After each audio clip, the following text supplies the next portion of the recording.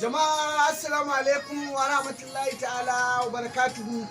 Barkamu da sake haduwa a wannan cibiyar Fadimatu Islamic Herbal Center da ke garin Gaida, Kano, Najeriya. Yan uwa, yau muna gabatar muku da wannan maganin namu mai suna Multibody Flasher. Multibody Flasher magani ne da yake na maza da mata.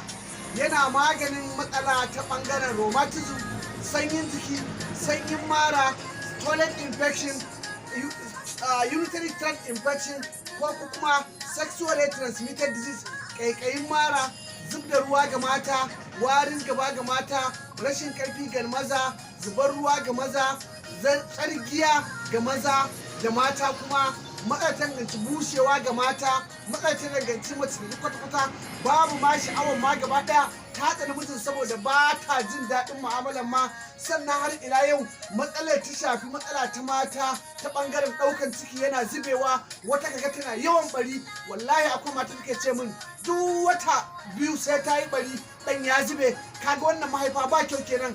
Saboda haka wannan magani da yake magance matsala ta duk abin da ya danganci rikici na mahaifa, ovarian cyst, wani ciwon da yake da mutane suke cewa ovarian cyst, musamman mata, matsalar abin da ya danganci prostate ga maza, matsala abin da ya danganci zafin al'aura ga maza, ƙaiƙayin matsi ga maza, rheumatism, ciwon ƙashi, gadon baya, hannu. Ku dube sosai ku gani magani ne da ya shafi duk wani circulatory system na jikin ɗan adam.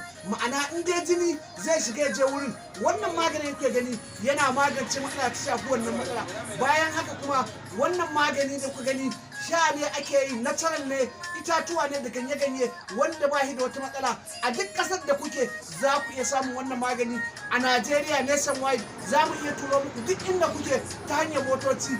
Za ku same mu a number waya 070 30 94 55 11.